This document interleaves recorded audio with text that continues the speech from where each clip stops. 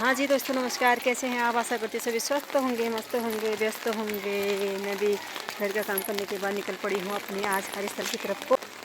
आज मौसम का नज़ारा कुछ तरफ है, तेज़ बारिश हो रही है और ठंड भी काफ़ी बढ़ गई है। आज हम जा रहे हैं सिरकोट इंटर कॉलेज में, आज वहाँ शूट का प्रोग्राम है और हम पहुँच गए हैं। देखिए हमारे सारे ब्यूरो साथी भी यहाँ पर पहुँचे हुए हैं और क्या क्या होता है हम अपनी ड्यूटी निभा रहे हैं। आप बने रहें।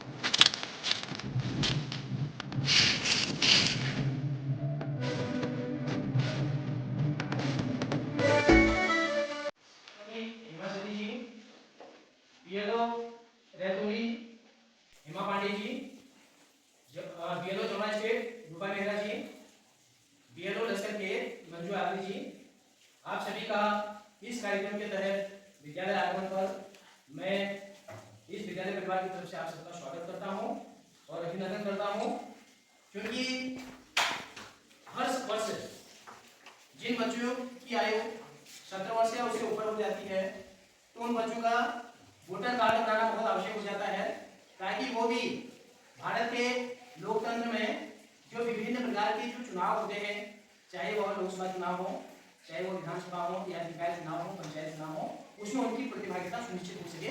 इस उद्देश्य से ये संक्षिप्त पुनरीक्षण कार्यक्रम के तहत बच्चों को वोटर लिस्ट में इनरोल किया जाता है। इस साल भी ये कार्यक्रम जिला निर्वाचन अधिकारी के निर्देशन पर स्वीप की टीम के सदस्यों के द्वारा और हमारे तमाम बीएलओ के द्वारा पूरे बागेश्वर डिस्ट्रिक्ट में संपादित हो रहा है। हमारे विद्यालय में भी ऐसे बच्चे हैं जिन्होंने 31 अक्टूबर 2007 या उससे पूर्व जन्म लिया है, जिनको 17 वर्ष की आयु पूर्ण हो चुकी है। उन बच्चों के आज विद्यालय में वोटर कार्ड बन रहे हैं। हमारे विद्यालय के ऐसे लिस्टेड जो बच्चे हैं 20 उनकी संख्या है, उसमें से कुछ बच्चों की जो है आधार कार्ड ये वोटर कार्ड जो है बन चुके हैं। लगभग 18 बच्चे हैं जिनके 19 बच्चे हैं जिनके वोटर कार्ड आज जो है बीएलओ द्वारा बनाए जाए। प्रधानाचार्य और हमारे मध्य सम्मान का केंद्र बिंदु बने श्री पीएस मिश्र जी तथा हमारे सीट के सदस्य श्री अनिल पांडे जी, प्रवक्ता इंटर कॉलेज बंदोली एवं सुपरवाइजर आदरणीय श्री देवेंद्र मिश्रा जी के साथ साथ इस विद्यालय के ईएलसी प्रभारी श्री चंद्रशेखर कनवाल जी तथा श्री किशन राम प्रवक्ता जी, श्रीमती पार्वती भट्ट प्रवक्ता, श्री उमेश चंदपन प्रवक्ता महोदय, श्री कैलाश चंद प्रवक्ता एवं श्री दिनेश कुमार दोसांझ जी के साथ साथ हमारे मध्य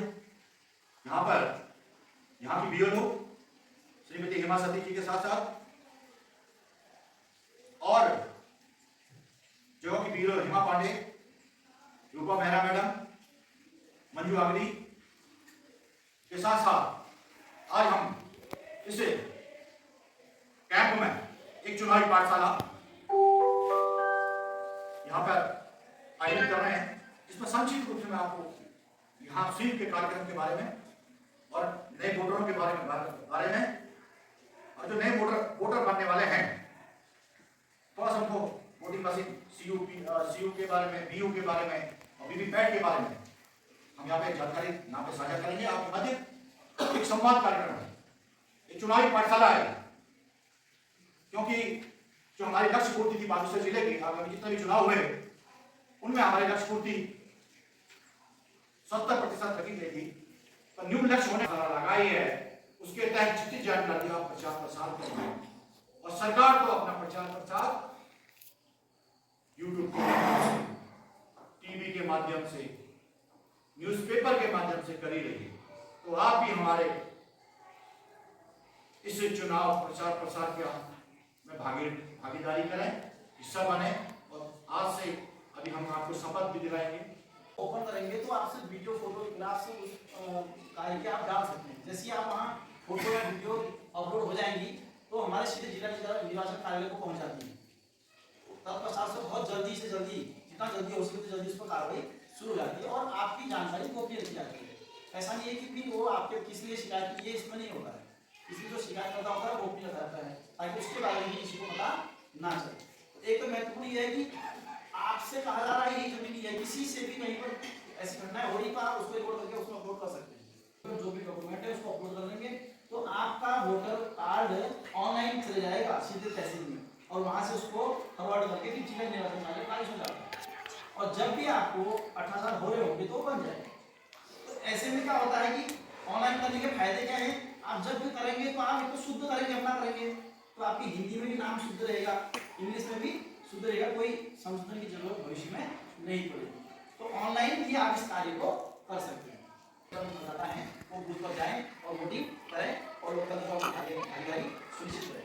अब आज आप जब घर जाएंगे तो ये हमारी जो जागरूकता है इसका ये भी है कि जब आप घर जाएंगे तो आपके जो भी व्यक्ति हैं आपको पता लग जाएगा। आप जैसे कोई 18 साल के हो रहे हैं या कोई 18 साल के ऊपर के हैं या किसी का नाम मिस हो रखा है, चाहे 18 के ऊपर के अभी नहीं आया है नाम, तो आप लोगों ने क्या करना है कि उन लोगों को जागरूक करना है कि वो भी उनको बताना है कि आपको वोटर कार्ड बनाना चाहिए और अपने संबंधित ब्यूरो को भी उसकी सूचना देनी चाहिए ताकि उसका भी वोटर लिस्ट में नाम आए, उसके वोटर कार्ड रजिस्टर भी बने और निर्वाचन में सहयोग।